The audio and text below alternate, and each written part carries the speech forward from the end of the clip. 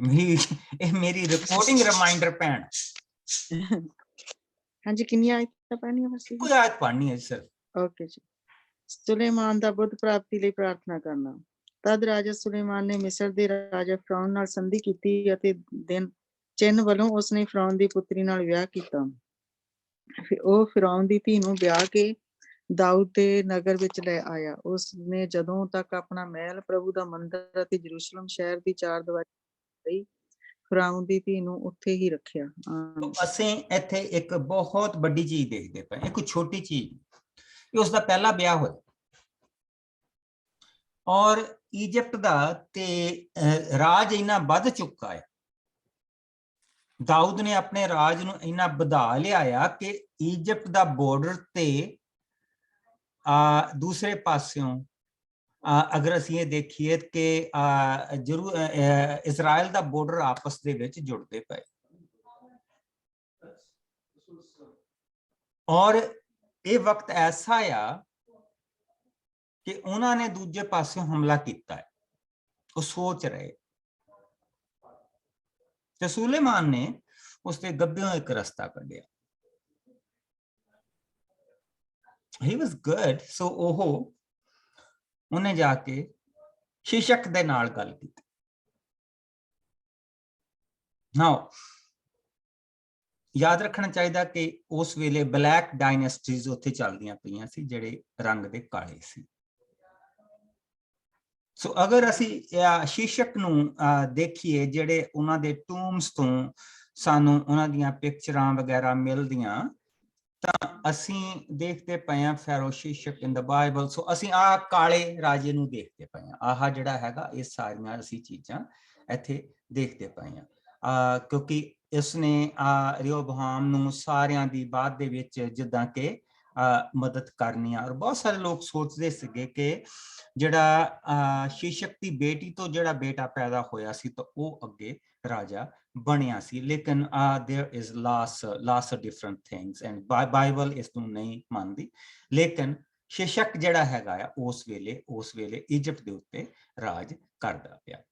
ਲੇਕਿਨ ਉਸਨੇ ਇੱਕ ਐਸਾ ਰਸਤਾ ਕੱਢਿਆ ਕਿ ਜਿਸ ਦੇ ਨਾਲ ਉਹ ਹਮਲਾ ਵੀ ਨਾ ਕਰੇ, ਪਰ ਇੱਕ ਸੰਧੀ ਦੇ ਵਿੱਚ ਇੱਕ ਪਾਰਟਨਰ ਬਣ ਜਾਏ। ਸੋ ਹੁਣ ਇੱਕ ਪਾਸੇ ਇਸਰਾਇਲ ਦਾ ਰਾਜ ਹੈ, ਜਿਹੜਾ ਬੇਸਿਕਲੀ ਸੀਰੀਆ ਸਾਰਾ ਇਲਾਕਾ ਦਾਊਦ ਨੇ ਸਾਰੇ ਇਲਾਕੇ ਜਿੱਤੇ। ਅੱਜ ਦਾ ਸੀਰੀਆ, ਅੱਜ ਦਾ ਜੋਰਡਨ, ਅੱਜ ਦਾ ਬੇਸਿਕਲੀ ਅੱਧਾ ਇਜਿਪਟ ਉਹ ਉਸਦੇ ਕਬਜ਼ੇ ਦੇ ਵਿੱਚ ਆ, ਔਰ ਪਾਣੀਆਂ ਦੇ ਵਿੱਚ ਵੀ ਉਸਦਾ ਰਾਜ ਆ। ਔਰ ਜਿਸ ਵੇਲੇ ਦੋ ਵੱਡੇ ਰਾਜੇ ਰਲ ਗਏ, ਉਧਰਲੇ ਪਾਸੇ ਇਜਿਪਟ ਨਾਲ ਰਲ ਗਿਆ, it's a big empire, it's a big empire. So Suleman ਨੇ ਉਸਨੂੰ ਆਪਣੀਆਂ ਗੱਲਾਂ ਦੇ ਨਾਲ ਇਸ ਤਰ੍ਹਾਂ ਆਪਣੇ ਵੱਲ ਨੂੰ ਕਰ ਲਿਆ ਕਿ ਦੇਖ, ਅਸੀਂ ਸਾਰੀ ਉਮਰ ਲੜਦੇ ਰਵਾਂਗੇ। ਮੈਂ ਇਸ ਵੇਲੇ ਉਸਦੀ ਉਮਰ ਬੇਸਿਕਲੀ 25 ਸਾਲ ਦੀ ਹੋਏਗੀ, ਇੱਥੇ 19 ਸਾਲ ਦੀ ਉਮਰ ਦੇ ਵਿੱਚ ਉਸਨੂੰ ਰਾਜ ਮਿਲਿਆ ਸੀ ਕਿ ਜੇ ਤਾਂ ਆਪਾਂ ਆਪਸ ਦੇ ਵਿੱਚ ਲੜਨਾ ਹੈ ਤਾਂ ਫਿਰ ਲੜਦੇ ਰਹੀਏ, ਪਰ ਜੇ ਆਪਾਂ ਸੰਧੀ ਕਰ ਲਈਏ ਤਾਂ ਮੈਂ ਤੇਰੀ ਜਿਹੜੀ ਬੇਟੀ ਆ, I really like her, ਮੈਂ ਉਸਦੇ ਨਾਲ ਵਿਆਹ ਕਰਾ ਦੂੰ। ਸ਼ੀਸ਼ਕ ਦਾ ਰਾਜ ਵੀ ਇੰਨਾ ਮਜ਼ਬੂਤ ਨਹੀਂ ਸੀਗਾ, ਉਹਦੇ ਉੱਤੇ ਵੀ ਦੂਸਰੇ ਪਾਸਿਓਂ ਹਮਲੇ ਹੁੰਦੇ ਪਏ ਸੀ। ਉਸਨੇ ਕਿਹਾ ਯਾਰ you know what, it's bad ਕਿ ਅਸੀਂ ਲੜਾਂਗੇ, ਇਹਦੇ ਫੌਜੀ ਵੀ ਮਰਨਗੇ, ਮੇਰੇ ਵੀ ਮਰਨਗੇ, ਦੋਨੋਂ ਕਮਜ਼ੋਰ ਹੋਵਾਂਗੇ, ਫਿਰ ਦੋਨਾਂ ਦੇ ਉੱਤੇ ਹਮਲੇ ਹੋਣਗੇ। ਪਰ ਅਗਰ ਅਸੀਂ ਇਕੱਠੇ ਹੋ ਗਏ, ਸੋ ਇਸ ਇਕੱਠ ਦੇ ਡਰ ਦੇ ਨਾਲ ਕਿਸੇ ਨੇ ਸਾਡੇ ਤੇ ਹਮਲਾ ਨਹੀਂ ਕਰਨਾ। ਸੋ ਹੁਣ ਸੋਲੋਮਨ ਪੂਜਾ ਕਰਦਾ, ਵਰਸ਼ਿਪ ਕਰਦਾ ਜਿਉਂਦੇ ਪਰਮੇਸ਼ਰ ਦੀ, ਯਹਵੇ ਦੀ, I am who I am, ਮੈਂ ਹਾਂ ਜੋ ਮੈਂ ਹਾਂ। ਔਰ ਉਹ ਦੂਸਰੇ ਪਾਸੇ ਪੂਜਾ ਕਰਦੀ ਹੈਗੀ ਹੈ ਅਮੁਨ-ਰਾ ਦੀ, ਜੋ ਉਹਨਾਂ ਦਾ ਦੇਵਤਾ। और इस चीज ने ਜਿਹੜਾ ਪ੍ਰੋਹਤ ਸਮਾਜ ਆ ਉਸ ਦੇ ਵਿੱਚ ਬਹੁਤ ਵੱਡੀ ਚੀਜ਼ ਸ਼ੁਰੂ ਕਰ ਦਿੱਤੀ। ਹੁਣ ਜਿਹੜਾ ਅਸੀਂ ਜ਼ਬੂਰ ਪੜਨ ਜਾ ਰਹੇ ਹਾਂ, ਇਹ ਜ਼ਬੂਰ ਸੁਲੇਮਾਨ ਦੇ ਵਿਆਹ ਦਾ ਜ਼ਬੂਰ, ਜਿਸ ਦਿਨ ਉਸਦੀ ਪਤਨੀ ਆਈ ਆ ਉਸ ਦਿਨ ਦਾ ਜ਼ਬੂਰ, ਔਰ ਇਹ ਹੈ ਜ਼ਬੂਰ 45। ਜ਼ਬੂਰ 45 ਜਿਸ ਨੂੰ ਮਿਲ ਜਾਏ ਉਹ ਇਸ ਜ਼ਬੂਰ ਨੂੰ ਪੜ੍ਹਦਾ। मैं पढ़ देनी पास्टर जी। शाही प्रेम गीत। मेरे मन विच सुंदर विचार उठ रहे हैं, मैं राजा दे लई गावांगा। मेरे बोल एक कवि दे हन जो निकलन लई तैयार हैं। तू सब मनुखां विचों सुंदर है, तेरे बोल मिठास नाल भरे हैं, इसलिए परमेश्वर ने हमेशा तैनू असीस दित्ती है। हे सूरवीर, तू अपनी तलवार लक नाल बन, ये तेरा तेज अते शान है। तू सत दीनता ते भलाई लई अपनी शाही जित दी सवारी कर। तेरा सज्जा हथ तैनू महान कामां दे बारे सिखावेगा। तेरे तीर बहुत तिखे हन जो तेरे विरोधी राजिਆਂ ਦੇ ਦਿਲਾਂ ਨੂੰ ਪਿੰਨ ਦਿੰਦੇ ਹਨ ਅਤੇ ਲੋਕ ਤੇਰੇ ਪੈਰਾਂ ਹੇਠ ਡਿੱਗ ਪੈਂਦੇ ਹਨ। ਪਰਮੇਸ਼ਰ ਤੋਂ ਮਿਲਿਆ ਤੇਰਾ ਸਿੰਘਾਸਣ ਹਮੇਸ਼ਾ ਤੱਕ ਰਹੇਗਾ। ਤੇਰਾ ਰਾਜਦੰਡ ਨਿਆਂ ਦਾ ਰਾਜ ਹੈ। ਤੂੰ ਸਚਾਈ ਨੂੰ ਪਿਆਰ ਕੀਤਾ ਤੇ ਦੁਸ਼ਟਾਂ ਨੂੰ ਘਿਰਨਾ। ਇਸੇ ਲਈ ਤੇਰੇ ਪਰਮੇਸ਼ਰ ਨੇ ਤੈਨੂੰ ਤੇਰੇ ਭਰਾਵਾਂ ਵਿੱਚੋਂ ਚੁਣ ਲਿਆ ਤੇ ਤੇਰਾ ਆਨੰਦ ਦੇ ਤੇਲ ਨਾਲ ਅਭਿਸ਼ੇਕ ਕੀਤਾ ਹੈ। ਤੇਰੇ ਸਭ ਵਸਤਰਾਂ ਤੋਂ ਕਈ ਤਰ੍ਹਾਂ ਦੀ ਵਾਸ਼ਨਾ ਆਉਂਦੀ ਹੈ। ਹਾਥੀ ਦੰਦ ਦੇ ਮਹਿਲਾਂ ਵਿੱਚੋਂ ਤਾਰਦਾਰ ਸਾਜ਼ ਤੈਨੂੰ ਖੁਸ਼ ਕਰਦੇ ਹਨ। ਤੇਰੀਆਂ ਰਾਣੀਆਂ ਵਿੱਚ ਰਾਜਪੁੱਤਰੀਆਂ ਵੀ ਹਨ। ਤੇਰੇ ਸੱਜੇ ਹੱਥ ਤੇਰੀ ਮਹਾਰਾਣੀ ਕੀਮਤੀ ਸੋਨੇ ਦੇ ਸ਼ਿੰਗਾਰਾਂ ਨਾਲ ਸਜੀ ਖੜੀ ਹੈ। ਧੀਏ ਕੰਨ ਲਾ ਕੇ ਸੁਣ ਅਤੇ ਵਿਚਾਰ ਕਰ, ਆਪਣੇ ਲੋਕਾਂ ਤੇ ਆਪਣੇ ਪਿਤਾ ਦੇ ਘਰ ਨੂੰ ਭੁੱਲ ਜਾ। ਤਦ ਰਾਜਾ ਤੇਰੇ ਰੂਪ ਨੂੰ ਚਾਹੇਗਾ, ਉਹ ਤੇਰਾ ਮਾਲਕ ਹੈ, ਤੂੰ ਉਸ ਨੂੰ ਮੱਥਾ ਟੇਕ। ਸੂਰ ਦੇਸ਼ ਦੀ ਧੀ ਅਤੇ ਧਨਵਾਨ ਲੋਕ ਤੇਰੇ ਕੋਲ ਭੇਟਾਂ ਲੈ ਕੇ ਆਉਣਗੇ ਤੇ ਤੇਰੀ ਕਿਰਪਾ ਪ੍ਰਾਪਤ ਕਰਨਗੇ। ਰਾਜਪੁੱਤਰੀ ਆਪਣੇ ਮਹਿਲਾਂ ਅੰਦਰ ਸੁੰਦਰਤਾ ਦੀ ਮੂਰਤ ਹੈ। ਉਸ ਦਾ ਪਹਿਰਾਵਾ ਸੁਨਹਿਰੀ ਕਸੀਦੇ ਨਾਲ ਸਜਿਆ ਹੈ। ਉਹ ਸੁੰਦਰ ਚਮਕੀਲੇ ਵਸਤਰ ਪਹਿਨੀ ਰਾਜਾ ਕੋਲ ਪਹੁੰਚਾਈ ਜਾਵੇਗੀ। ਉਸ ਦੀਆਂ ਕੁਆਰੀਆਂ ਸਹੇਲੀਆਂ ਵੀ ਉਸ ਦੇ ਪਿੱਛੇ ਪਿੱਛੇ ਤੇਰੇ ਕੋਲ ਲਿਆਈਆਂ ਜਾਣਗੀਆਂ। ਆਨੰਦ ਅਤੇ ਖੁਸ਼ੀ ਨਾਲ ਉਹ ਲਿਆਈਆਂ ਜਾਣਗੀਆਂ। ਤਦ ਉਹ ਰਾਜੇ ਦੇ ਮਹਿਲ ਅੰਦਰ ਜਾਣਗੀਆਂ। ਆਪਣੇ ਪੁਰਖਿਆਂ ਦੀ ਥਾਂ ਤੂੰ ਆਪਣੇ ਪੁੱਤਰ ਨੂੰ ਸਭ ਧਰਤੀ ਦੇ ਰਾਜਕੁਮਾਰ ਸਥਾਪਿਤ ਕਰੇਗਾ। ਮੈਂ ਪੀੜ੍ਹੀਓ ਪੀੜ੍ਹੀ ਤੇਰਾ ਨਾਂ ਸਿਮਰਨ ਕਰਾਵਾਂਗਾ, ਇਸ ਲਈ ਲੋਕ ਸਦਾ ਤੇਰਾ ਧੰਨਵਾਦ ਕਰਨਗੇ। ਆਮੀਨ। ਆਮੀਨ। ਸੋ ਹੁਣ ਅਸੀਂ ਇਸ ਜ਼ਬੂਰ ਦੇ ਵਿੱਚ ਦੇਖਦੇ ਪਏ ਹਾਂ ਸੋਲੋਮਨ ਦੇ ਵਿਆਹ ਦਾ ਜ਼ਬੂਰ। ਜਿਸ ਲਈ ਉਹ ਘੋੜੀ ਚੜਿਆ, ਜਿਸ ਲਈ ਉਹ ਜਾ ਰਿਹਾ, ਉਹਨੇ ਕਿਰਪਾਨ ਪਾਈ ਆ, ਤਲਵਾਰ ਬੰਨੀ ਆ। ਹੁਣ ਤੁਹਾਨੂੰ ਪਤਾ ਲੱਗਦਾ ਕਿ ਜਿਸ ਲਈ ਘੋੜੀਆਂ ਸਾਰਾ ਕੁਝ ਹੁੰਦਾ ਤੇ ਕਿੱਦਾਂ,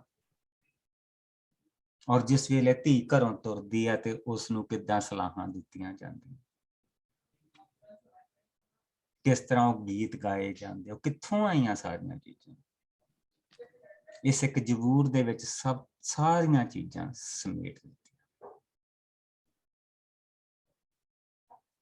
ਜਿੱਥੋਂ ਤੂੰ ਆਈ ਆ ਤੂੰ ਭੁੱਲ ਜਾ, ਜਿੱਥੇ ਤੂੰ ਆਈ ਆ ਇਸ ਦੀ ਮਾਲਕ ਬਣ, ਇਸ ਨੂੰ ਸੰਭਾਲ। ਇਹ ਸਭ ਚੀਜ਼ਾਂ ਪ੍ਰਭੂ ਦੇ ਵਚਨ ਦੇ ਵਿੱਚ। ਪਿਛਲੀ ਵਾਰੀ ਆਪਾਂ ਨੂੰ ਥੋੜੀ ਕਾਹਲੀ ਸੀ, ਆਪਾਂ ਇਹ ਚੀਜ਼ਾਂ ਦੇਖ ਨਹੀਂ ਸਕੇ। ਕਿਸ ਤਰ੍ਹਾਂ ਜਿਸਲੇ ਦੁੱਲਾ ਜਾਂਦਾ, ਉਸਦੇ ਉਹ ਤਲਵਾਰ ਉਸਤੇ ਬੰਨ ਕੇ, ਉਸਦੇ ਤੇਜ, ਉਸਦਾ ਸ਼ਾਨ, ਉਸਦੇ ਸਿਰ ਤੇ ਸਿਹਰੇ ਲਾਏ ਜਾਂਦੇ ਆ, ਉਸਦੇ ਸਿਰ ਤੇ ਮੁਕਟ ਰੱਖੇ ਜਾਂਦੇ ਆ, ਉਹ ਜਾਂਦਾ ਹੈ, ਕਲਗੀਆਂ ਲਾਈਆਂ ਜਾਂਦੀਆਂ। ਉਸ ਤੋਂ ਬਾਅਦ ਦੁਲਹਨ ਨੂੰ ਜਿਹੜੀਆਂ ਸਲਾਹਾਂ ਦਿੱਤੀਆਂ ਜਾਂਦੀਆਂ, ਔਰ ਅੱਧਾ ਜ਼ਬੂਰ ਜਿਹੜਾ ਹੈਗਾ ਉਹ ਸਲਾਹਾਂ ਦਾ ਜ਼ਬੂਰ, ਜਿਹੜੀਆਂ ਦੂਜੇ ਪਾਸੇ ਮਿਲਦੀਆਂ। ਇਹ ਹੈ ਪ੍ਰਭੂ ਦੇ ਵਚਨ ਦੀ ਸੁੰਦਰਤਾ ਜਿਹੜੀ ਮੈਂ ਤੁਹਾਨੂੰ ਦਿਖਾ ਰਿਹਾ। ਕਿਉਂ ਮੈਂ ਜਿਸ ਲਈ ਪ੍ਰਭੂ ਦੇ ਵਚਨ ਨੂੰ ਦੇਖਦਾ, ਮੈਂ ਇਹਨਾਂ ਚੀਜ਼ਾਂ ਨੂੰ ਦੇਖਦਾ, ਮੈਂ ਉੱਥੇ ਸਟਕ ਨਹੀਂ ਹੋਇਆ ਹੈ ਕਿ ਆਸ ਕਿ ਤੂੰ ਮੰਗੋ ਤੁਹਾਨੂੰ ਦਿੱਤਾ ਜਾਏਗਾ, ਲੱਭੋ ਤੁਸੀਂ ਲੱਭੋਗੇ। ਮੈਂ ਉਹਨਾਂ ਚੀਜ਼ਾਂ 'ਚ ਸਟਕ ਨਹੀਂ ਹੋਇਆ ਹੈ। ਮੈਂ ਸਾਰੀ ਦੇਖਦਾ ਪਿਆ ਸਾਰੀ ਦੁਨੀਆ ਦੇ ਵਿੱਚ ਕੀ ਚੀਜ਼ਾਂ ਹੋ ਰਹੀਆਂ, ਔਰ ਪ੍ਰਭੂ ਦਾ ਵਚਨ ਉੱਥੇ ਕਿੱਦਾਂ ਫਿੱਟ ਹੋ ਰਿਹਾ। ਔਰ ਅੱਜ ਤੱਕ ਮੈਨੂੰ ਨਿਰਾਸ਼ਾ ਨਹੀਂ ਹੋਈ। ਜੇ ਨੋਹਾ ਦਾ ਲਾ ਹੈ ਤਾਂ ਸਾਰੀ ਦੁਨੀਆ 'ਚ ਫਿੱਟ ਹੋ ਰਿਹਾ। ਜੇ मूसा दी धार्मिकता दा ला आया कि वो जिथे जिथे धर्म दे हिसाब दे नाल राज किया जा रहा उत्थे फिट हो गया। ते जे प्रभु यसु मसीह दा चुनाव जिथे जिथे प्रभु यसु मसीह दे लोग उत्थे फिट हो रहे। Nothing more nothing less. और ये है प्रभु के वचन की सुंदरता और सच्चाई। और जो इसनूं स्वीकार करदा उहदी स्वर्ग दे विच भी स्वीकृति और वो सुंदरता और वो प्रभु की शान फिर उसके नाल। और ये है प्रभु का बड़ा रहम जो साडे उत्ते करदा। हुण आपां अगे बढ़िए दूसरी आयत तो लैके हुण उसने प्रभु तो बुद्ध मंगनी और फिर आपां कहावतां दे विच जावांगे। अज असीं कहावतां दे 5 चैप्टर कोशिश करांगे 4 तो 5 चैप्टर देखिए। आपां कहावतां दे सिर्फ चैप्टर पढ़ांगे, हाले आपां उन्हां दे मीनिंग नहीं कढांगे। और जिस वेले आपां कहावतां दे विचों दी लंघांगे कि जिस तरह आपां अयूब दी पोथी दे हिस्से पढ़े आ पर आपां मीनिंग नहीं कढे, पर अयूब दी पोथी दे विच जाके वो सारियां चीज़ां देखांगे। कहावतां दे वो हिस्से देखांगे जिहड़ी प्रभु ने हुण उहनूं बुद्ध दित्ती है, जिहड़ी प्रभु ने हुण उसनूं बुद्ध दित्ती है। सो आओ 2 आयत तो लैके 15 आयत तक जिसनूं मिल जाए वो पढ़।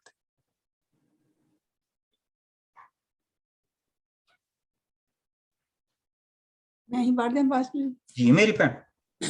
उस समय तक लोग अपनियां बलियां थां थां बड़ियां बेदियां उत्ते चढ़ाउंदे सन क्योंकि अजे प्रभु दा मंदिर नहीं बनिया सी। सुलेमान प्रभु ਨੂੰ ਪੂਰੀ ਤਰ੍ਹਾਂ ਨਾਲ ਪਿਆਰ ਕਰਦਾ ਸੀ ਅਤੇ ਆਪਣੇ ਪਿਤਾ ਦੀਆਂ ਹਦਾਇਤਾਂ ਅਨੁਸਾਰ ਚੱਲਦਾ ਸੀ, ਪਰ ਉਹ ਵੀ ਆਪਣੀਆਂ ਬਲੀਆਂ ਵੱਖ-ਵੱਖ ਵੇਦੀਆਂ ਉੱਤੇ ਹੀ ਚੜਾਉਂਦਾ ਸੀ। ਇੱਕ ਵਾਰ ਰਾਜਾ ਸੁਲੇਮਾਨ ਹੋਮ ਬਲੀ ਚੜਾਉਣ ਲਈ ਗਬਿਓਨ ਨੂੰ ਗਿਆ ਕਿਉਂਕਿ ਉੱਥੇ ਸਭ ਤੋਂ ਵੱਡੀ ਤੇ ਪ੍ਰਸਿੱਧ ਵੇਦੀ ਸੀ। ਉਸਨੇ ਉੱਥੇ 1000 ਹੋਮ ਬਲੀਆਂ ਚੜਾਈਆਂ। उस रात प्रभु परमेश्वर ने सुलेमान ਨੂੰ दर्शन दे के पूछा, तू की चाहता है कि मैं तेनू देवां? सुलेमान ने उत्तर दिता, तू हमेशा मेरे पिता दाऊद अपने दास ਨੂੰ प्यार कीता है, ਉਹ ਵੀ ਤੇਰੇ ਨਾਲ ਸੱਚਾ ਵਿਸ਼ਵਾਸੀ ਅਤੇ ਮਨ ਦੀ ਸਧਾਈ ਨਾਲ ਰਿਹਾ ਹੈ। ਇਸ ਲਈ ਤੂੰ ਉਸ ਨੂੰ ਆਪਣਾ ਹਮੇਸ਼ਾ ਰਹਿਣ ਵਾਲਾ ਵੱਡਾ ਪਿਆਰ ਦਿੱਤਾ ਅਤੇ ਉਸ ਨੂੰ ਇੱਕ ਪੁੱਤਰ ਦਿੱਤਾ ਜੋ ਅੱਜ ਉਸ ਦੀ ਥਾਂ ਰਾਜ ਕਰ ਰਿਹਾ ਹੈ। ਪ੍ਰਭੂ ਤੂੰ ਸੱਚਮੁੱਚ ਮੈਨੂੰ ਮੇਰੇ ਪਿਤਾ ਦੀ ਥਾਂ ਰਾਜਾ ਬਣਾਇਆ ਹੈ। बेशक मैं तेरे सामने एक छोटा जिहा मुंडा ही हाँ ते मैं अजे किसी चीज़ का पूरा ज्ञान नहीं रखता हाँ, पर मैं अज तेरे चुने हुए लोगों के विचकार हाँ जिन्हां दी गिनती तक करना कठिन है। इसलिए प्रभु तू अपने इस दास नूं इहो जही बुद्धि दे जिस नाल मैं बुरे भले दी पछाण कर सकां, क्योंकि तेरे इन्हां अणगिणत लोकां उत्ते कौन राज कर सकता है। प्रभु सुलेमान दी इस मंग तो बहुत खुश होया। इसलिए उसने सुलेमान ਨੂੰ ਕਿਹਾ, ਤੂੰ ਮੇਰੇ ਤੋਂ ਲੰਮੀ ਉਮਰ ਮੰਗ ਸਕਦਾ ਸੈਂ, ਤੂੰ ਧਨ ਮਾਲ ਮੰਗ ਸਕਦਾ ਸੈਂ, ਪਰ ਤੂੰ ਇਹਨਾਂ ਸਭ ਚੀਜ਼ਾਂ ਦੀ ਬਜਾਏ ਬੁਰੇ ਭਲੇ ਦੀ ਪਛਾਣ ਕਰਨ ਲਈ ਬੁੱਧ ਮੰਗੀ ਹੈ। ਮੈਂ ਤੇਰੇ ਕਹੇ ਅਨੁਸਾਰ ਕਰਾਂਗਾ। ਮੈਂ ਤੈਨੂੰ ਬੁਰੇ ਭਲੇ ਦੀ ਪਛਾਣ ਕਰਨ ਵਾਲੀ ਇਹੋ ਜਿਹੀ ਬੁੱਧ ਦੇਵਾਂਗਾ ਜੋ ਅੱਜ ਤੱਕ ਤੇਰੇ ਤੋਂ ਪਹਿਲਾਂ ਨਾ ਕਿਸੇ ਨੂੰ ਮਿਲੀ ਹੋਵੇ ਤੇ ਨਾ ਹੀ ਮਿਲੇਗੀ। ਮੈਂ ਤੈਨੂੰ ਉਹ ਸਭ ਵੀ ਦੇਵਾਂਗਾ ਅਰਥਾਤ ਧਨ ਮਾਲ ਤੇ ਆਦਰ, ਤਾਂ ਜੋ ਤੇਰੇ ਨਾਲ ਕੋਈ ਦੂਜਾ ਰਾਜਾ ਟਾਕਰਾ ਨਾ ਕਰ ਸਕੇ। ਫਿਰ ਜੇਕਰ ਤੂੰ ਮੇਰੀਆਂ ਵਿਧੀਆਂ ਤੇ ਆਗਿਆਵਾਂ ਨੂੰ ਆਪਣੇ ਪਿਤਾ ਦਾਊਦ ਦੇ ਵਾਂਗ ਮੰਨੇਗਾ ਤਾਂ ਮੈਂ ਤੇਰੀ ਉਮਰ ਲੰਮੀ ਕਰਾਂਗਾ। ਤਦ ਸੁਲੇਮਾਨ ਨੀਂਦ ਤੋਂ ਜਾਗਿਆ ਤੇ ਉਸਨੇ ਜਾਣਿਆ ਕਿ ਉਸਨੇ ਸੁਪਨਾ ਦੇਖਿਆ ਹੈ। ਸੋ ਉਸਨੇ ਯਰੂਸ਼ਲਮ ਵਿੱਚ ਵਾਪਸ ਆ ਕੇ ਪਵਿੱਤਰ ਨੇਮ ਦੇ ਸੰਦੂਕ ਕੋਲ ਖੜੇ ਹੋ ਕੇ ਹੋਮ ਬਲੀਆਂ ਤੇ ਮੇਲ ਬਲੀਆਂ ਚੜਾਈਆਂ। ਇਸ ਦੇ ਪਿੱਛੋਂ ਉਸਨੇ ਆਪਣੇ ਅਧਿਕਾਰੀਆਂ ਨੂੰ ਇੱਕ ਭੋਜ ਦਿੱਤਾ। ਆਮੀਨ। ਵੱਡਾ ਭੋਜ ਉਸਨੇ ਦਿੱਤਾ। ਨਾਓ ਹੁਣ ਅਸੀਂ ਇਹ ਦੇਖਦੇ ਪਏ ਹਾਂ ਕਿ ਇਹ ਪ੍ਰਭੂ ਨੇ ਉਸਨੂੰ ਕਿਹਾ ਕਿ ਮੈਂ ਤੈਨੂੰ ਬੁੱਧ ਦੇਵਾਂਗਾ। ਅਸੀਂ ਇਹਨਾਂ ਸਾਰੀਆਂ ਆਇਤਾਂ ਨੂੰ ਬੇਸਿਕਲੀ ਅਸੀਂ ਦੇਖ ਲਿਆ ਕਿ ਅਸੀਂ less than 30 seconds ਦੇ ਵਿੱਚ ਪੜ੍ਹ ਲਿਆ, ਲੇਕਿਨ ਇਸ longer time than that। ਉਹਨਾਂ ਦਿਨਾਂ ਦੇ ਵਿੱਚ ਪ੍ਰਭੂ ਨੇ ਜੋ ਉਸਨੂੰ ਬੁੱਧ ਦਿੱਤੀ, ਅਸੀਂ 4 ਥੰਮ ਦੇਖਦੇ ਪਏ ਸੀ ਜਿਸ ਦੇ ਉੱਤੇ ਜੋ ਸੁਲੇਮਾਨ ਦੀ ਅਸੀਂ ਇਹ ਕਹਿ ਸਕਦੇ ਹਾਂ ਕਿ ਉਸਦੀ ਰਾਜ ਗੱਦੀ ਦੇ ਪਾਵੇ ਸੀ। ਰਾਜਾ ਦਾਊਦ उसकी मां बैतशेबा, नबी नथान और चौथा प्रभु आप। इस दे उत्ते उसका सारा सिंघासन टिकिया सी। 19-20 साल का छोकरा सी, किहने पुछना सी। लेकिन प्रभु ने उसका राज इस तरीके दे नाल स्थापित किया कि आले दुआले दे जिहड़े बड़े बड़े राजे भी सीगे उन्होंने भी मनना पिया कि साडे सामने कोई है, साडे सामने कोई राजा है। सो प्रभु ने उसनू हुण बुद्ध देनी शुरू की। मेन चीज है भले ते बुरे दा ज्ञान आदम और हवा भी लभदे पे सी, पर वो नॉलेज तो सब कुछ लभदे पे सी।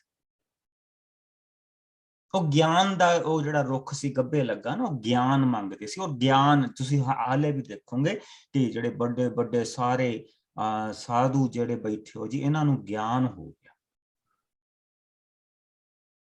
इन्हां नूं ज्ञान हो गया। मेरे वर्गे उन्होंने 5-7 रखे हो, वो बस वो बाबे नूं मांडी चढ़ाउंदे आ, इहनूं ज्ञान हो गया ते रज के खांदे। लेकिन सुलेमान ने बुद्ध मंगी और बुद्ध दे विच उसने मंगया कि मैनू इन्हां दे मैनू भले ते बुरे दे बारे दस, मैनू तो कुछ नहीं पता, मैं तो छोकरा है, हाले मैं तो 19-20 साल दा बच्चा है, मैनू की पता इन्ने तेरे लोग ऐदां दियां एडे बड़े बड़ियां जगहावां दे उत्ते बैठे हो, मैं इन्हां ते राज किस तरह कर सकदा जब तक तू मैनू बुद्ध ना दे। सो उसने प्रभु तो बुद्ध मंगी और प्रभु दे हाथ दे थले रहना मंगया। वो प्रभु दे बराबर बनना मंगते। जिसले शैतान ने कहा कि अगर तुसी ये फल खा लोगे तो तुसी परमेश्वर दे बराबर बन जाओगे, वो परमेश्वर दे बराबर बनना मंगते। ये प्रभु दे हाथ दे थले रहना मंगते कि अगर तू नहीं मैनू लैके चलेगा, अगर मैं तेरी छतर छाया दे थले नहीं चलूंगा ते मैं तो नहीं इन्हां ते राज कर सकदा। तेरे लोग आ, इन्हां दी गिनती कोई नहीं कर सकदा और इन्हां ते मैं राज किस तरह करूंगा। प्रभु कहंदा ठीक, तू मेरे तो पैसा धन माल मंग सकदा सी, मैं तेनू दे देना सी। तू मेरे तो लंबी उम्र मंग सकदा सी, मैं तेनू दे देनी सी, जो तेरे लिए मुसीबत का कारण बनदा।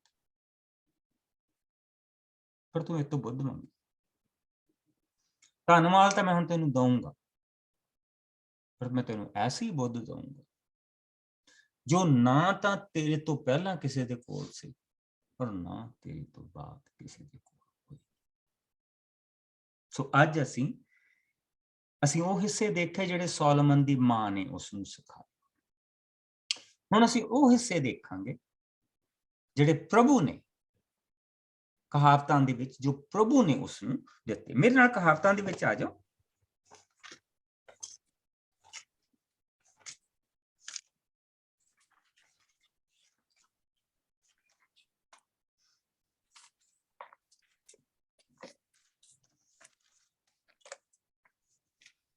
दसवां भाव इत्थों सुलेमान दीयां कहावतां शुरू होतीयां।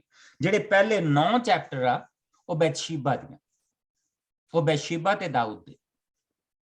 जो बैतशेबा ते दाऊद ने अपने पुत्र नूं सिखाया, ओह पहले 9 चैप्टर आ। और जिहड़े अखीरले थोड़े जिहे चैप्टर उसने अपनी मां नूं बरकत दित्ती है उसदे विच। जिस तक मैं तो कई बार कहना हुंदा कि ओह जिहड़ा चैप्टर वो इत्थे होना चाहिए आखिरी चैप्टर, पर जिद्दां प्रभु ने रखाया उस तरह ठीक है। जिथे उसने अपनी मां दे जिस दिन उसकी मां मरी है, अपनी मां दे फ्यूनरल ते जिहड़ी उहनूं बरकत दित्ती है, ओह जिहड़ा अखीरला चैप्टर इसदा आउंदा। सो असीं 10वां 11वां ते 12वां भाव अज इसदा पढ़ांगे और असीं ये देखांगे कि इन्हां दे विच बहुत घट टाइटल आउंदे। जिद्दां असीं पिछे पिछे टाइटल पढ़दे आए हैं ना, ये एक सार चलदे पए। ਇਹ ਸਾਰੇ ਇੱਕ ਸਾਰ ਚੱਲਦੇ ਪਏ ਆ। ਇਹਨਾਂ ਨੂੰ ਚੈਪਟਰਾਂ 'ਚ ਇਸ ਕਰਕੇ ਤੋੜਿਆ ਗਿਆ ਕਿ ਇਹ ਚੇਤੇ ਰੱਖਣ ਦੇ ਲਈ ਸੌਖੇ ਹੋ ਜਾਂਦੇ ਕਿ 10ਵਾਂ ਭਾਵ ਉਹਦੀ ਆ ਆਇਤ, 11ਵਾਂ ਭਾਵ ਉਸਦੀ ਇਹ ਆਇਤ। ਲੇਕਿਨ ਇਸ ਦੇ ਵਿੱਚ ਚੈਪਟਰ ਹੈ ਨਹੀਂਗੇ, ਇੱਕ ਸਾਰ ਚੱਲਦੇ ਆ। ਜਿੰਨੇ ਵੀ ਸੁਲੇਮਾਨ ਦੀਆਂ ਇਹ ਹੈਗੀਆਂ, ਇਹ ਇੱਕ ਸਾਰ ਚੱਲਦੀਆਂ ਪਈਆਂ। ਔਰ ਜਿਸ ਵੇਲੇ ਫਿਰ ਜਿਸਲੇ ਅਸੀਂ ਥੋੜਾ ਜਿਹਾ ਗਾਂ ਬਦਲਾਅ ਦੇਖਣਾ ਤੇ ਫਿਰ ਅਸੀਂ ਟਾਈਟਲਸ ਦੇਖਣੇ ਸ਼ੁਰੂ ਕਰਨੇ। ਸੋ ਅੱਜ ਅਸੀਂ 10 ਤੋਂ ਲੈ ਕੇ 14 ਚੈप्टर तक पढ़ांगे और 4 जाने इसमें बांट लो। 10वां चैप्टर कौन पढ़ेगा? मैं पढ़ती नहीं। अच्छा जी, सुखदेव, सिस्टर सुखदेव। 11वां चैप्टर सिस्टर नीतू पढ़ देंगे। 12वां कौन पढ़ेगा? मैं पढ़ दूंगी। हाँ जी, सिस्टर नीना। 12वां ते 13वां चैप्टर कौन पढ़ेगा? अच्छा जी, ब्रदर कुलदीप। ओके, ਤੁਸੀਂ ਫਿਰ ਹੁਣ ਲਗਾਤਾਰ ਪੜ੍ਹਨੇ, ਤੁਹਾਨੂੰ ਪਤਾ ਤੁਸੀਂ ਕਿਹੜਾ ਚੈਪਟਰ ਪੜ੍ਹਨਾ, ਤੁਸੀਂ ਆਪਣਾ ਚੈਪਟਰ ਪੜ੍ਹ ਕੇ ਬੰਦ ਕਰ ਦੇਣਾ, ਅਗਲੇ ਬੰਦੇ ਨੇ ਉੱਥੋਂ ਚੁੱਕ ਲੈਣਾ। ਹਾਂਜੀ, ਗੋ। ਸੁਲੇਮਾਨ ਦੀਆਂ ਕਹਾਵਤਾਂ। ਇਹ ਸੁਲੇਮਾਨ ਦੀਆਂ ਕਹਾਵਤਾਂ ਹਨ। ਬੁੱਧੀਮਾਨ ਪੁੱਤਰ ਆਪਣੇ ਪਿਤਾ ਦਾ ਸਿਰ ਉੱਚਾ ਕਰਦਾ ਹੈ, ਪਰ ਮੂਰਖ ਆਪਣੀ ਮਾਂ ਦੇ ਦੁੱਖ ਦਾ ਕਾਰਨ ਬਣਦਾ ਹੈ। ਬੇਈਮਾਨੀ ਨਾਲ ਕਮਾਏ ਧਨ ਤੋਂ ਕੋਈ ਲਾਭ ਨਹੀਂ ਹੈ, ਪਰ ਇਮਾਨਦਾਰੀ ਮੌਤ ਦਾ ਮੂੰਹ ਵੀ ਮੋੜ ਦਿੰਦੀ ਹੈ। ਪ੍ਰਭੂ ਭਲੇ ਮਨੁੱਖ ਨੂੰ ਭੁੱਖਿਆ ਨਹੀਂ ਰਹਿਣ ਦਿੰਦਾ, ਪਰ ਉਹ ਦੁਸ਼ਟ ਦੀ ਲਾਲਸਾ ਉੱਤੇ ਪਾਣੀ ਫੇਰ ਦਿੰਦਾ ਹੈ। ਆਲਸਪਨ ਗਰੀਬੀ ਦਾ ਕਾਰਨ ਬਣਦੀ ਹੈ, ਪਰ ਮਿਹਨਤ ਮਨੁੱਖ ਨੂੰ ਧਨੀ ਬਣਾ ਦਿੰਦੀ ਹੈ। ਗਰਮੀ ਰੁੱਤੇ ਭੋਜਨ ਇਕੱਠਾ ਕਰਨ ਵਾਲਾ ਮਨੁੱਖ ਬੁੱਧੀਮਾਨ ਹੈ, ਪਰ ਵਾਢੀਆਂ ਸਮੇਂ ਸੌਣ ਵਾਲੇ ਮਨੁੱਖ ਨੂੰ ਸ਼ਰਮਿੰਦਗੀ ਸਹਿਣੀ ਪੈਂਦੀ ਹੈ। ਭਲਾ ਮਨੁੱਖ ਅਸੀਸ ਪ੍ਰਾਪਤ ਕਰਦਾ ਹੈ, ਪਰ ਦੁਸ਼ਟ ਦੀ ਸਭਾ ਵਿੱਚ ਹਿੰਸਾ ਲੁਕੀ ਹੋਈ ਹੈ। ਭਲੇ ਮਨੁੱਖ ਦੇ ਨਾਂ ਉੱਤੇ ਲੋਕ ਇੱਕ ਦੂਜੇ ਨੂੰ ਅਸੀਸ ਦਿੰਦੇ ਹਨ, ਪਰ ਦੁਸ਼ਟ ਦਾ ਨਾਂ ਲੋਕ ਛੇਤੀ ਭੁੱਲ ਜਾਂਦੇ ਹਨ। ਸਮਝਦਾਰ ਮਨੁੱਖ ਦੂਜੇ ਦੀ ਸਲਾਹ ਮੰਨ ਜਾਂਦਾ ਹੈ, ਪਰ ਮੂਰਖਤਾ ਭਰੀਆਂ ਗੱਲਾਂ ਕਰਨ ਵਾਲਾ ਮਨੁੱਖ ਨਾਸ਼ ਹੋ ਜਾਂਦਾ ਹੈ। ਇਮਾਨਦਾਰੀ ਨਾਲ ਚੱਲਣ ਵਾਲਾ ਮਨੁੱਖ ਸੁਰੱਖਿਅਤ ਰਹਿੰਦਾ ਹੈ, ਪਰ ਬੇਈਮਾਨ ਦੇ ਗੁਪਤ ਭੇਦ ਅੰਤ ਵਿੱਚ ਖੁੱਲ ਜਾਂਦੇ ਹਨ। ਸੱਤ ਨੂੰ ਲੁਕਾਉਣ ਵਾਲਾ ਮਨੁੱਖ ਝਗੜਾ ਪੈਦਾ ਕਰਦਾ ਹੈ, ਪਰ ਖੁੱਲ ਕੇ ਸੱਤ ਨੂੰ ਪ੍ਰਗਟ ਕਰਨ ਵਾਲਾ ਸ਼ਾਂਤੀ ਸਥਾਪਿਤ ਕਰਦਾ ਹੈ। ਭਲੇ ਮਨੁੱਖ ਦੇ ਸ਼ਬਦ ਜੀਵਨ ਦਾ ਸੋਮਾ ਹਨ, ਪਰ ਦੁਸ਼ਟ ਦੇ ਸੁਭਾਅ ਵਿੱਚ ਹੀ ਹਿੰਸਾ ਲੁਕੀ ਹੋਈ ਹੈ। ਘਿਰਣਾ ਲੜਾਈ ਝਗੜਿਆਂ ਨੂੰ ਜਨਮ ਦਿੰਦੀ ਹੈ, ਪਰ ਪਿਆਰ ਸਭ ਅਪਰਾਧਾਂ ਨੂੰ ਮਾਫ ਕਰ ਦਿੰਦਾ ਹੈ। ਸਮਝਦਾਰ ਮਨੁੱਖ ਬੁੱਧੀਮਾਨ ਹੁੰਦਾ ਹੈ, ਪਰ ਮੂਰਖ ਲਈ ਡੰਡਾ ਚੰਗਾ ਹੈ। ਬੁੱਧੀਮਾਨ ਹਰ ਤਰ੍ਹਾਂ ਦੀ ਸਮਝ ਪ੍ਰਾਪਤ ਕਰ ਲੈਂਦਾ ਹੈ, ਪਰ ਮੂਰਖ ਦੇ ਬੋਲਣ ਨਾਲ ਵਿਪਤਾ ਹੋਰ ਨੇੜੇ ਆ ਜਾਂਦੀ ਹੈ। ਅਮੀਰ ਮਨੁੱਖ ਨੂੰ ਉਸ ਦੀ ਸੰਪਤੀ ਬਚਾ ਲੈਂਦੀ ਹੈ, ਪਰ ਗਰੀਬ ਦੀ ਗਰੀਬੀ ਹੀ ਉਸ ਨੂੰ ਨਾਸ਼ ਕਰ ਦਿੰਦੀ ਹੈ। ਭਲਾਈ ਦਾ ਫਲ ਜੀਵਨ ਹੈ, ਪਰ ਦੁਸ਼ਟਤਾ ਹੋਰ ਅਧਿਕ ਪਾਪ ਨੂੰ ਜਨਮ ਦਿੰਦੀ ਹੈ। ਹਦਾਇਤ ਦੀ ਪਰਵਾਹ ਕਰਨ ਵਾਲਾ ਮਨੁੱਖ ਜੀਵਨ ਪਥ ਉੱਤੇ ਚੱਲਦਾ ਹੈ, ਪਰ ਤਾੜਨਾ ਦੀ ਪਰਵਾਹ ਨਾ ਕਰਨ ਵਾਲਾ ਮਨੁੱਖ ਭਟਕ ਜਾਂਦਾ ਹੈ। ਆਪਣੀ ਘਿਰਣਾ ਨੂੰ ਲੁਕਾਉਣ ਵਾਲਾ ਮਨੁੱਖ ਝੂਠਾ ਹੈ, ਅਤੇ ਦੂਜਿਆਂ ਦੀ ਨਿੰਦਾ ਕਰਨ ਵਾਲਾ ਮਨੁੱਖ ਮੂਰਖ ਹੈ। ਅਧਿਕ ਬੋਲਣ ਵਾਲਾ ਮਨੁੱਖ ਅਧਿਕ ਪਾਪ ਦੇ ਲਾਗੇ ਹੈ, ਪਰ ਆਪਣੇ ਮੂੰਹ ਉੱਤੇ ਲਗਾਮ ਦੇਣ ਵਾਲਾ ਮਨੁੱਖ ਬੁੱਧੀਮਾਨ ਹੈ। ਭਲੇ ਮਨੁੱਖ ਦੇ ਕੋਲ ਬਹੁਮੁੱਲੀ ਚਾਂਦੀ ਵਰਗੇ ਹਨ, ਪਰ ਦੁਸ਼ਟ ਦੇ ਵਿਚਾਰ ਵਿਅਰਥ ਹਨ। ਭਲੇ ਮਨੁੱਖ ਦੇ ਬੋਲਣ ਨਾਲ ਬਹੁਤਿਆਂ ਨੂੰ ਲਾਭ ਹੁੰਦਾ ਹੈ, ਪਰ ਮੂਰਖ ਦੀ ਮੂਰਖਤਾ ਉਸ ਨੂੰ ਮਾਰ ਦਿੰਦੀ ਹੈ। ਪ੍ਰਭੂ ਦੀ ਅਸੀਸ ਮਨੁੱਖ ਨੂੰ ਧਨੀ ਬਣਾਉਂਦੀ ਹੈ, ਪਰ ਮਨੁੱਖ ਦੀ ਆਪਣੀ ਮਿਹਨਤ ਉਸ ਵਿੱਚ ਹੋਰ ਵਾਧਾ ਕਰ ਸਕਦੀ ਹੈ। ਮੂਰਖ ਸ਼ਰਾਰਤ ਕਰਕੇ ਆਨੰਦਿਤ ਹੁੰਦਾ ਹੈ, ਪਰ ਸਮਝਦਾਰ ਦੀ ਖੁਸ਼ੀ ਬੁੱਧੀ ਪ੍ਰਾਪਤੀ ਵਿੱਚ ਹੈ। ਭਲੇ ਮਨੁੱਖ ਦੇ ਮਨ ਦੀ ਇੱਛਾ ਪੂਰੀ ਹੋਵੇਗੀ, ਪਰ ਦੁਸ਼ਟ ਦੀ ਇੱਛਾ ਦੇ ਉਲਟ ਹੋਵੇਗਾ। ਤੂਫਾਨ ਸਮੇਂ ਦੁਸ਼ਟ ਦੇ ਪੈਰ ਉਖੜ ਜਾਂਦੇ ਹਨ, ਪਰ ਭਲਾ ਹਮੇਸ਼ਾ ਸਥਿਰ ਰਹਿੰਦਾ ਹੈ। ਆਲਸੀ ਮਨੁੱਖ ਤੋਂ ਕੰਮ ਲੈਣਾ ਉਨਾ ਹੀ ਦੁਖਦਾਈ ਹੈ, ਜਿੰਨਾ ਸਿਰਕਾ ਦੰਦਾਂ ਲਈ ਅਤੇ ਧੂਆਂ ਅੱਖਾਂ ਲਈ ਹੈ। ਪਰ ਪ੍ਰਭੂ ਦਾ ਡਰ ਰੱਖਣ ਵਾਲੇ ਦੀ ਉਮਰ ਲੰਮੀ ਹੁੰਦੀ ਹੈ, ਪਰ ਦੁਸ਼ਟ ਦੇ ਜੀਵਨ ਦੇ ਦਿਨ ਘਟਦੇ ਰਹਿਣਗੇ। ਭਲੇ ਮਨੁੱਖ ਦੀਆਂ ਉਮੀਦਾਂ ਖੁਸ਼ੀ ਦਾ ਕਾਰਨ ਬਣਦੀਆਂ ਹਨ, ਪਰ ਦੁਸ਼ਟ ਦੀਆਂ ਉਮੀਦਾਂ ਉੱਤੇ ਪਾਣੀ ਫਿਰ ਜਾਂਦਾ ਹੈ। ਪ੍ਰਭੂ ਇਮਾਨਦਾਰਾਂ ਦੀ ਰੱਖਿਆ ਕਰਦਾ ਹੈ, ਪਰ ਉਹ ਦੁਸ਼ਟ ਦਾ ਨਾਸ਼ ਕਰਦਾ ਹੈ। ਭਲੇ ਲੋਕ ਹਮੇਸ਼ਾ ਸੁਰੱਖਿਅਤ ਰਹਿਣਗੇ, ਪਰ ਦੁਸ਼ਟ ਧਰਤੀ ਉੱਤੇ ਨਹੀਂ ਰਹਿ ਸਕਣਗੇ। ਭਲਾ ਮਨੁੱਖ ਬੁੱਧ ਦੀ ਖੋਜ ਕਰੇਗਾ, ਪਰ ਕੁਵਚਨ ਬੋਲਣ ਵਾਲੇ ਦਾ ਮੂੰਹ ਬੰਦ ਕੀਤਾ ਜਾਵੇਗਾ। ਭਲਾ ਮਨੁੱਖ ਸਮੇਂ ਅਨੁਸਾਰ ਗੱਲ ਕਰਨੀ ਜਾਣਦਾ ਹੈ, ਪਰ ਦੁਸ਼ਟ ਹਮੇਸ਼ਾ ਸਮੇਂ ਅਨੁਸਾਰ ਗੱਲ ਕਰਨੀ ਜਾਣਦਾ ਹੈ। ਆਮੀਨ। ਸੋ ਹੁਣ ਇੱਥੇ ਅਗਰ ਅਸੀਂ ਧਿਆਨ ਦੇ ਨਾਲ ਦੇਖੀਏ, ਇੱਥੇ ਬਹੁਤਾ ਜਿਹੜਾ ਧਿਆਨ ਦਿੱਤਾ ਗਿਆ ਉਹ ਸਾਡਿਆਂ ਵਿਚਾਰਾਂ ਦੇ ਉੱਤੇ ਔਰ ਸਾਡਿਆਂ ਸ਼ਬਦਾਂ ਦੇ ਉੱਤੇ ਦਿੱਤਾ ਗਿਆ। ਸੋ ਉਸ ਨੂੰ ਪ੍ਰਭੂ ਨੇ ਜਿਹੜੀ ਮੇਨ ਚੀਜ਼ ਇੱਥੇ ਇਹ ਸਿਖਾਈ ਆ, ਤੇਰੇ ਸ਼ਬਦ, ਤੇਰਾ ਬੋਲਣਾ, ਤੂੰ ਕਿਸ ਲਈ ਬੋਲਣਾ, ਕਿਸ ਲਈ ਨਹੀਂ ਬੋਲਣਾ, ਔਰ ਕਿੰਨਾ ਬੋਲਣਾ, ਇਹਨਾਂ ਚੀਜ਼ਾਂ ਦੇ ਉੱਤੇ ਤੂੰ ਧਿਆਨ ਦੇਣਾ। ਔਰ ਜਿਸਲੇ ਇੱਥੇ ਅਸੀਂ ਜਾਵਾਂਗੇ ਇਹਨਾਂ ਨੂੰ ਖੋਲ ਕੇ ਦੇਖਾਂਗੇ। ਔਰ ਜਿੰਨੀ ਦੇਰ ਤੱਕ ਪ੍ਰਭੂ ਦਾ ਬੰਦਾ ਇਹਨਾਂ ਚੀਜ਼ਾਂ ਨੂੰ ਮੰਨਦਾ ਰਿਹਾ ਉਹਨੂੰ ਬਰਕਤ ਮਿਲੀ। ਜਿਸ ਵੇਲੇ ਇਹਨਾਂ ਚੀਜ਼ਾਂ ਨੂੰ ਛੱਡ ਗਿਆ ਫਿਰ ਉਸ ਨੂੰ ਬਰਕਤ ਨਹੀਂ ਮਿਲੀ। ਹਾਂਜੀ, 11ਵਾਂ ਪਾਪ ਜਿਸ ਨੇ ਚੁਣਿਆ ਸੀ।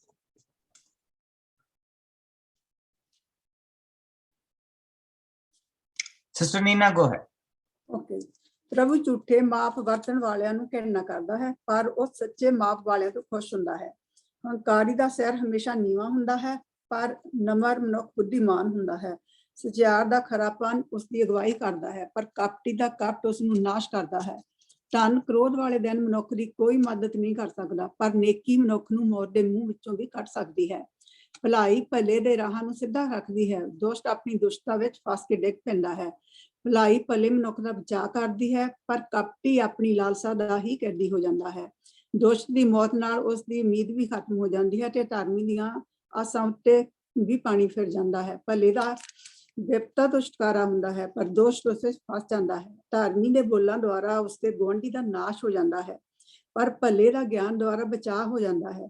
ਭਲੇ ਮਨੁੱਖ ਦੀ ਖੁਸ਼ੀ ਸਮੇਂ ਸਿਰ ਨਗਰ ਖੁਸ਼ ਹੁੰਦਾ ਹੈ ਤੇ ਦੁਸ਼ਟ ਦੇ ਨਾਸ਼ ਤੇ ਵੀ ਸਾਰੇ ਨਗਰ ਵਿੱਚ ਖੁਸ਼ੀ ਦੀ ਲਹਿਰ ਉੱਠ ਖੜੀ ਹੁੰਦੀ ਹੈ। ਨੇਕ ਮਨੁੱਖ ਦੀ ਅਸੀਸ ਨਾਲ ਸਾਰਾ ਨਗਰ ਅਸੀਮਤ ਹੁੰਦਾ ਹੈ, ਪਰ ਦੁਸ਼ਟ ਦੇ ਬਚਨਾਂ ਨਾਲ ਨਗਰ ਦਾ ਨਾਸ਼ ਹੋ ਜਾਂਦਾ ਹੈ। ਆਪਣੇ ਗੁਆਂਢੀ ਦੀ ਨਿੰਦਾ ਕਰਨ ਵਾਲਾ ਮੂਰਖ ਹੈ, ਪਰ ਚੁੱਪ ਰਹਿਣ ਵਾਲਾ ਮਨੁੱਖ ਸਮਝਦਾਰ ਹੈ। ਗੱਪੀ ਮਨੁੱਖ ਕੋਈ ਭੇਤ ਗੁਪਤ ਨਹੀਂ ਰੱਖ ਸਕਦਾ, ਪਰ ਭਰੋਸੇਯੋਗ ਮਨੁੱਖ ਹਰ ਭੇਤ ਨੂੰ ਗੁਪਤ ਰੱਖਦਾ ਹੈ। ਬਿਨਾਂ ਸਲਾਹਕਾਰਾਂ ਵਾਲੀ ਕੌਮ ਨਾਸ਼ ਹੋ ਜਾਂਦੀ ਹੈ, ਪਰ ਜਿੱਥੇ ਅਧਿਕ ਸਲਾਹਕਾਰ ਹੁੰਦੇ ਹਨ ਉਹ ਸੁਰੱਖਿਅਤ ਰਹਿੰਦੀ ਹੈ। ਪਰਾਏ ਮਨੁੱਖ ਦੇ ਜਾਮਨ ਨੂੰ ਦੁੱਖ ਉਠਾਉਣਾ ਪੈਂਦਾ ਹੈ ਤੇ ਜਾਮਨੀ ਨੂੰ ਨਾਪਸੰਦ ਕਰਨ ਵਾਲਾ ਮਨੁੱਖ ਖੁਸ਼ ਰਹਿੰਦਾ ਹੈ। ਦਿਆਲੂ ਇੱਜ਼ਤ ਔਰ ਦਾ ਆਦਰ ਹੁੰਦਾ ਹੈ ਤੇ ਮਿਹਨਤੀ ਮਨੁੱਖ ਧਨੀ ਬਣ ਜਾਂਦਾ ਹੈ। ਦਇਆਵਾਨ ਮਨੁੱਖ ਆਪਣਾ ਹੀ ਭਲਾ ਕਰਦਾ ਹੈ ਤੇ ਅਤਿਆਚਾਰੀ ਆਪਣੇ ਆਪ ਨੂੰ ਹੀ ਦੁੱਖ ਦਿੰਦਾ ਹੈ। ਦੁਸ਼ਟ ਨੂੰ ਉਸਦੇ ਕਿਸੇ ਕੰਮ ਦਾ ਬਦਲਾ ਨਹੀਂ ਮਿਲਦਾ, ਪਰ ਭਲਾਈ ਕਰਨ ਵਾਲਾ ਹਮੇਸ਼ਾ ਆਪਣੇ ਕੀਤੇ ਦਾ ਚੰਗਾ ਫਲ ਪਾਉਂਦਾ ਹੈ। ਨੇਕੀ ਦਾ ਲਗਾਤਾਰ ਪਿੱਛਾ ਕਰਨ ਵਾਲਾ ਜੀਵੇਗਾ, ਪਰ ਬੁਰਾਈ ਦਾ ਪਿੱਛਾ ਕਰਨ ਵਾਲਾ ਮਰੇਗਾ। ਪ੍ਰਭੂ ਬੁਰੇ ਮਨ ਵਾਲਿਆਂ ਨੂੰ ਘਿਰਣਾ ਕਰਦਾ ਹੈ, ਪਰ ਉਹ ਭਲੇ ਕੰਮ ਕਰਨ ਵਾਲੇ ਨੂੰ ਪਿਆਰ ਕਰਦਾ ਹੈ। ਬੁਰਿਆਰ ਨੂੰ ਜ਼ਰੂਰ ਸਜ਼ਾ ਮਿਲੇਗੀ, ਪਰ ਨੇਕ ਮਨੁੱਖ ਬਚ ਜਾਵੇਗਾ। ਜੇਕਰ ਸੁੰਦਰ ਔਰਤ ਸੂਝ ਸਮਝ ਤੋਂ ਬਿਨਾਂ ਹੈ ਤਾਂ ਉਹ ਸੂਰ ਦੇ ਨੱਕ ਵਿੱਚ ਸੋਨੇ ਦੀ ਨੱਥ ਦੇ ਬਰਾਬਰ ਹੈ।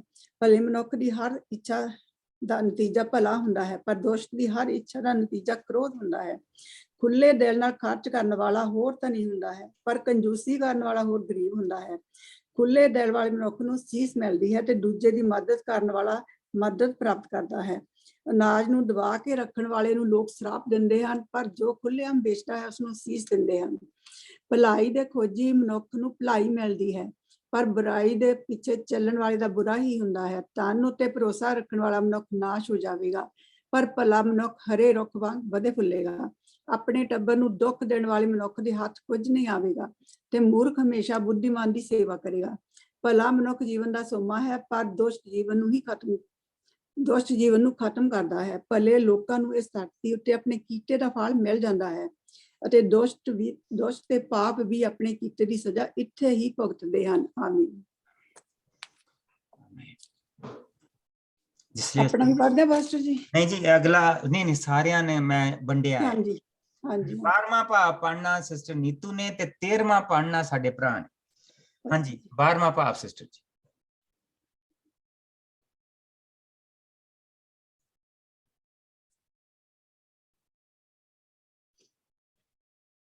ਅੱਛਾ, ਅਗਲੇ ਇਹਨਾਂ ਨੂੰ ਕਹਿ ਦੇਵਾਂ? ਹਾਂ ਹਾਂਜੀ ਬ੍ਰਦਰ ਜੀ, ਤੁਸੀਂ 12ਵਾਂ ਪੜ੍ਹ ਦਿਓ। ਠੀਕ ਹੈ ਜੀ, ਸਾਰਿਆਂ ਨੂੰ ਜੈ ਮਸੀਹ ਦੀ। ਜੈ ਮਸੀਹ ਦੀ। ਸਮਝਦਾਰ ਮਨੁੱਖ ਸਿੱਖਿਆ ਲੈਣੀ ਪਸੰਦ ਕਰਦਾ ਹੈ, ਪਰ ਮੂਰਖ ਮਨੁੱਖ ਤਾੜਨਾ ਨੂੰ ਘਿਰਣਾ ਕਰਦਾ ਹੈ। ਪ੍ਰਭੂ ਭਲੇ ਮਨੁੱਖ ਉੱਤੇ ਦਇਆ ਕਰਦਾ ਹੈ, ਪਰ ਉਹ ਬੁਰੀਆਂ ਬਿਉਂਤਾਂ ਬਣਾਉਣ ਵਾਲੇ ਨੂੰ ਸਜ਼ਾ ਦਿੰਦਾ ਹੈ। ਦੁਸ਼ਟਤਾ ਮਨੁੱਖ ਦੇ ਪੈਰ ਪੱਕਿਆ ਨਹੀਂ ਕਰਦੀ, ਪਰ ਭਲਾਈ ਕਰਨ ਵਾਲਾ ਮਨੁੱਖ ਸਥਿਰ ਰਹਿੰਦਾ ਹੈ। ਭਲੀ ਪਤਨੀ ਆਪਣੇ ਪਤੀ ਦਾ ਸ਼ਿੰਗਾਰ ਹੈ, ਪਰ ਪਤੀ ਦਾ ਸਿਰ ਨੀਵਾਂ ਕਰਨ ਵਾਲੀ ਪਤਨੀ ਉਸ ਲਈ ਕੋਹੜ ਦੇ ਰੋਗ ਵਾਂਗ ਹੈ। ਭਲੇ ਮਨੁੱਖ ਦੇ ਵਿਚਾਰ ਨਿਆਂਪੂਰਕ ਹੁੰਦੇ ਹਨ, ਪਰ ਦੁਸ਼ਟ ਦੀ ਸਲਾਹ ਕਪਟ ਭਰੀ ਹੁੰਦੀ ਹੈ। ਦੁਸ਼ਟ ਦੇ ਕੋਲ ਦੁਸ਼ਟ ਦੇ ਬੋਲ ਖੂਨ ਨਾਲ ਲੱਥਪੱਥ ਹਨ, ਪਰ ਭਲੇ ਮਨੁੱਖ ਦੇ ਬੋਲ ਦੂਜਿਆਂ ਦਾ ਬਚਾਅ ਕਰਦੇ ਹਨ। ਦੁਸ਼ਟ ਦੇ ਵੰਸ਼ ਦਾ ਨਾਸ਼ ਹੋਣ ਦੇ ਪਿੱਛੋਂ ਉਸ ਦਾ ਪਿੱਛੇ ਨਾਂ ਤੇ ਨਹੀਂ ਰਹਿੰਦਾ, ਪਰ ਭਲੇ ਦਾ ਨਾਂ ਹਮੇਸ਼ਾ ਕਾਇਮ ਰਹਿੰਦਾ ਹੈ। ਬੁੱਧੀਮਾਨ ਦੀ ਸਰਾਹਨਾ ਉਸ ਦੀ ਸਮਝ ਅਨੁਸਾਰ ਹੁੰਦੀ ਹੈ, ਪਰ ਕਪਟੀ ਮਨ ਵਾਲੇ ਮਨੁੱਖ ਨੂੰ ਸਭ ਘਿਰਣਾ ਕਰਦੇ ਹਨ। ਮਿਹਨਤ ਦੀ ਰੋਟੀ ਖਾਣ ਵਾਲਾ ਗਰੀਬ ਉਸ ਮਨੁੱਖ ਨਾਲੋਂ ਭਲਾ ਹੈ ਜੋ ਭੁੱਖਾ ਰਹਿ ਕੇ ਵੱਡਾ ਬਣਨ ਦੀ ਕੋਸ਼ਿਸ਼ ਕਰਦਾ ਹੈ। ਭਲਾ ਮਨੁੱਖ ਆਪਣੇ ਜਾਨਵਰ ਦਾ ਧਿਆਨ ਰੱਖਦਾ ਹੈ, ਪਰ ਦੁਸ਼ਟ ਆਪਣੇ ਜਾਨਵਰ ਉੱਤੇ ਅਤਿਆਚਾਰ ਕਰਦਾ ਹੈ।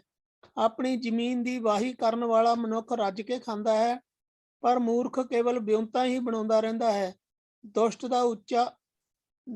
ਦਾ ਉੱਚਾ ਪੱਕਾ ਬੁਰਜ ਵੀ ਢਹਿ ਪੈਂਦਾ ਹੈ, ਪਰ ਭਲੇ ਮਨੁੱਖ ਦੀਆਂ ਨੀਹਾਂ ਪੱਕੀਆਂ ਹੁੰਦੀਆਂ ਹਨ।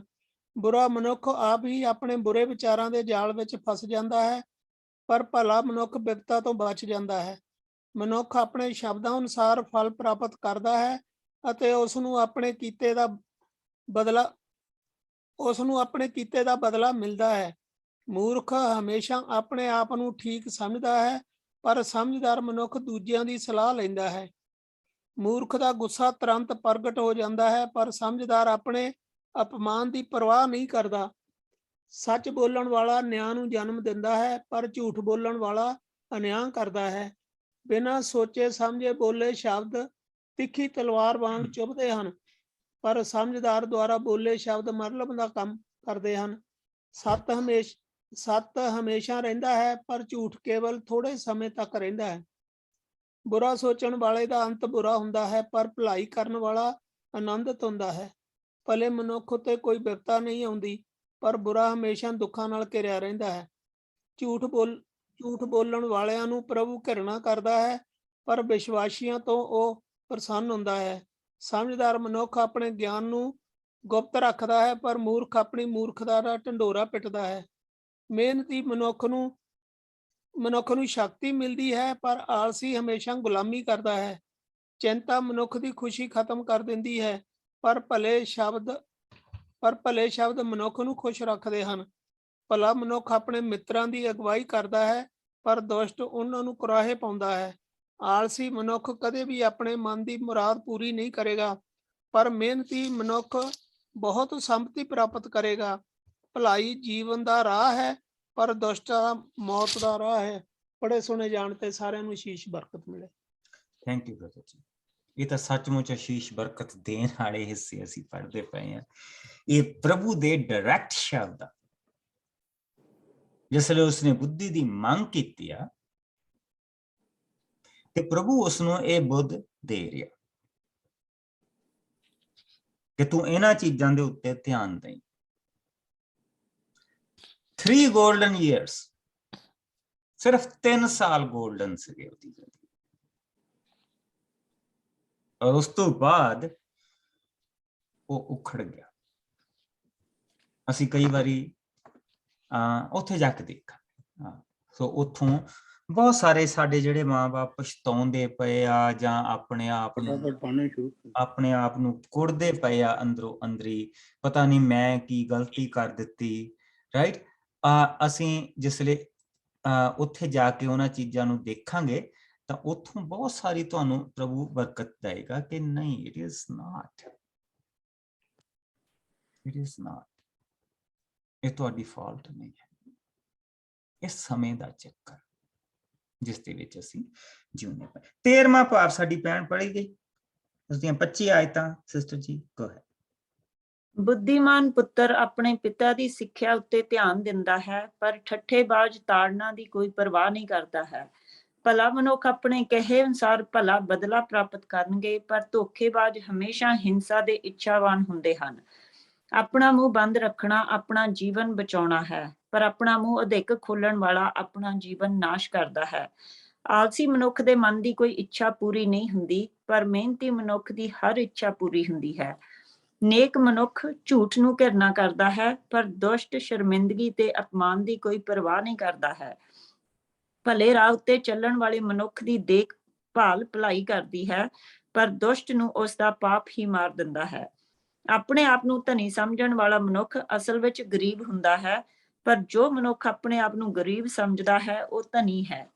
ਮਨੁੱਖ ਦਾ ਜੀਵਨ ਉਸਦੇ ਧਨ ਨਾਲ ਬਚ ਸਕਦਾ ਹੈ, ਪਰ ਗਰੀਬ ਨੂੰ ਕਿਸੇ ਚੀਜ਼ ਦਾ ਖਤਰਾ ਨਹੀਂ ਹੁੰਦਾ। ਭਲਾ ਮਨੁੱਖ ਬਲ ਰਹੇ ਚਮਕਦੇ ਦੀਵੇ ਦੇ ਵਾਂਗ ਹੈ, ਪਰ ਦੁਸ਼ਟ ਬੁਝਦੇ ਦੀਵੇ ਦੇ ਵਾਂਗ ਹੈ। ਹਠੀਪਨ ਕੇਵਲ ਵਿਪਤਾ ਦਾ ਆਰੰਭ ਹੈ, ਪਰ ਚੰਗੀ ਸਲਾਹ ਲੈਣ ਵਾਲਾ ਬੁੱਧੀਮਾਨ ਹੈ। ਪਲ ਭਰ ਵਿੱਚ ਹੱਥੀਂ ਆਇਆ ਧਨ ਕੁਝ ਚਿਰ ਵਿੱਚ ਖਤਮ ਹੋ ਜਾਂਦਾ ਹੈ, ਪਰ ਮਿਹਨਤ ਨਾਲ ਹੌਲੀ ਹੌਲੀ ਕਮਾਇਆ ਧਨ ਲੰਮੇ ਸਮੇਂ ਤੱਕ ਰਹਿੰਦਾ ਹੈ। ਇੱਛਾ ਦੇ ਨਾ ਪੂਰਾ ਹੋਣ ਨਾਲ ਦਿਲ ਟੁੱਟ ਜਾਂਦਾ ਹੈ, ਪਰ ਇੱਛਾ ਦੇ ਪੂਰਾ ਹੋਣ ਨਾਲ ਦਿਲ ਆਨੰਦਿਤ ਹੁੰਦਾ ਹੈ। ਭਲੀ ਸਲਾਹ ਲੈਣ ਵਾਲਾ ਮਨੁੱਖ ਭਲਾ ਫਲ ਪ੍ਰਾਪਤ ਕਰਦਾ ਹੈ, ਪਰ ਉਸ ਨੂੰ ਨਾ ਸਵੀਕਾਰ ਕਰਨ ਵਾਲਾ ਵਿਪਤਾ ਨੂੰ ਸੱਦਾ ਦਿੰਦਾ ਹੈ। ਬੁੱਧੀਮਾਨ ਦੀਆਂ ਸਿੱਖਿਆਵਾਂ ਜੀਵਨ ਦਾ ਸੋਮਾ ਹਨ, ਜੋ ਵਿਪਤਾ ਸਮੇਂ ਮਨੁੱਖ ਦਾ ਬਚਾਅ ਕਰ ਸਕਦੀਆਂ ਹਨ। ਸਮਝਦਾਰ ਦਇਆ ਦਾ ਪਾਤਰ ਹੈ, ਪਰ ਅਵਿਸ਼ਵਾਸੀ ਨਾਸ਼ ਦਾ ਭਾਗੀ ਹੁੰਦਾ ਹੈ। ਸਮਝਦਾਰ ਕੋਈ ਵੀ ਕੰਮ ਕਰਨ ਤੋਂ ਪਹਿਲਾਂ ਸੋਚਦਾ ਹੈ, ਪਰ ਮੂਰਖ ਆਪਣੇ ਅਗਿਆਨ ਦਾ ਢੰਡੋਰਾ ਪਿੱਟਦਾ ਹੈ। ਕਪਟੀ ਸੰਦੇਸ਼ਵਾਹਕ ਵਿਪਤਾ ਦਾ ਕਾਰਨ ਬਣਦਾ ਹੈ, ਪਰ ਇੱਕ ਵਿਸ਼ਵਾਸ ਸੰਦੇਸ਼ਵਾਹਕ ਸ਼ਾਂਤੀ ਦਾ ਸੰਦੇਸ਼ ਦਿੰਦਾ ਹੈ। ਸਿੱਖਿਆ ਨਾ ਮੰਨਣ ਵਾਲਾ ਮਨੁੱਖ ਕੰਗਾਲ ਤੇ ਸ਼ਰਮਿੰਦਾ ਹੁੰਦਾ ਹੈ, ਪਰ ਸਿੱਖਿਆ ਮੰਨਣ ਵਾਲਾ ਮਨੁੱਖ ਆਦਰ ਦਾ ਪਾਤਰ ਹੁੰਦਾ ਹੈ। ਮਨ ਦੀ ਇੱਛਾ ਅਨੁਸਾਰ ਪ੍ਰਾਪਤ ਕਰਨਾ ਆਨੰਦ ਦਾ ਕਾਰਨ ਹੁੰਦਾ ਹੈ, ਪਰ ਮੂਰਖ ਮਨੁੱਖ ਬੁਰਾਈ ਵੱਲੋਂ ਮੂੰਹ ਨਹੀਂ ਮੋੜਨਾ ਚਾਹੁੰਦਾ ਹੈ। ਸਮਝਦਾਰ ਦਾ ਸਾਥੀ ਵੀ ਸਮਝਦਾਰ ਹੋ ਜਾਂਦਾ ਹੈ, ਪਰ ਮੂਰਖ ਦਾ ਸਾਥੀ ਵੀ ਮੂਰਖ ਹੋ ਜਾਂਦਾ ਹੈ। ਪਾਪੀ ਦਾ ਹਰ ਥਾਂ ਵਿਪਤਾ ਪਿੱਛਾ ਕਰਦੀ ਹੈ, ਪਰ ਭਲਾ ਮਨੁੱਖ ਬਦਲੇ ਵਿੱਚ ਬਹੁਤਾਤ ਅਸੀਸ ਪ੍ਰਾਪਤ ਕਰਦਾ ਹੈ। ਭਲਾ ਮਨੁੱਖ ਆਪਣੀ ਸੰਤਾਨ ਦੀ ਸੰਤਾਨ ਲਈ ਵਿਰਸਾ ਛੱਡ ਜਾਂਦਾ ਹੈ, ਪਰ ਦੁਸ਼ਟ ਦੀ ਸੰਪਤੀ ਦਾ ਹੱਕਦਾਰ ਭਲਾ ਮਨੁੱਖ ਹੁੰਦਾ ਹੈ। ਗਰੀਬ ਦੀ ਅਣਵਾਹੀ ਜ਼ਮੀਨ ਕਾਫੀ ਅਨਾਜ ਪੈਦਾ ਕਰਦੀ ਹੈ, ਪਰ ਅਨਿਆਂ ਦੇ ਕਾਰਨ ਉਸ ਨੂੰ ਵਾਹ ਨਹੀਂ ਸਕਦਾ ਹੈ। ਜੋ ਮਨੁੱਖ ਆਪਣੇ ਪੁੱਤਰ ਨੂੰ ਝਿੜਕਦਾ ਨਹੀਂ, ਉਸ ਨੂੰ ਪਿਆਰ ਨਹੀਂ ਕਰਦਾ, ਪਰ ਜੋ ਮਨੁੱਖ ਆਪਣੇ ਪੁੱਤਰ ਨੂੰ ਪਿਆਰ ਕਰਦਾ ਹੈ, ਉਸ ਨੂੰ ਝਿੜਕਦਾ ਵੀ ਹੈ। ਭਲਾ ਮਨੁੱਖ ਹਮੇਸ਼ਾ ਰੱਜ ਕੇ ਭੋਜਨ ਖਾਂਦਾ ਹੈ, ਪਰ ਦੁਸ਼ਟ ਦੇ ਪੇਟ ਦੀ ਕਦੇ ਵੀ ਤ੍ਰਿਪਤੀ ਨਹੀਂ ਹੁੰਦੀ ਹੈ। ਆਮੀਨ।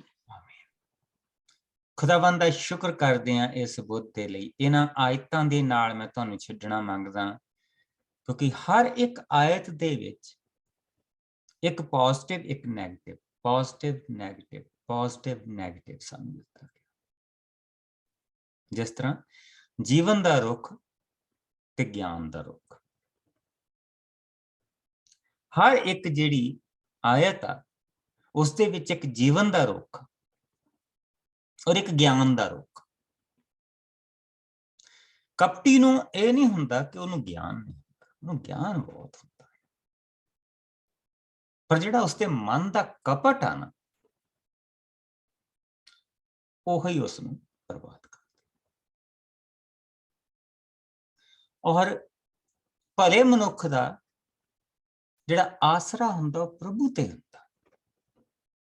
ਭਲਾ ਭਾਵੇਂ ਗਰੀਬ ਹੋਵੇ, ਭਾਵੇਂ ਅਮੀਰ ਹੋਵੇ, ਭਾਵੇਂ ਰਾਜਾ ਹੋਵੇ, ਭਾਵੇਂ ਰੰਕ ਹੋਵੇ, ਉਹਦਾ ਭਰੋਸਾ ਆਪਣੇ ਪ੍ਰਭੂ ਤੇ। ਦਾਊਦ ਰਾਜਾ ਸੀ, ਜਿਸ ਲਈ ਦੁਆ ਕਰਦਾ ਸੀ, ਕਿੱਦਾਂ ਕਰਦਾ ਸੀ? ਮੈਂ ਗਰੀਬ ਤੇ ਲੋੜਵੰਦ ਹਾਂ। ਹੇ ਪ੍ਰਭੂ, ਮੈਂ ਗਰੀਬ ਤੇ ਲੋੜਵੰਦ ਹਾਂ। ਰਾਜਾ ਆ,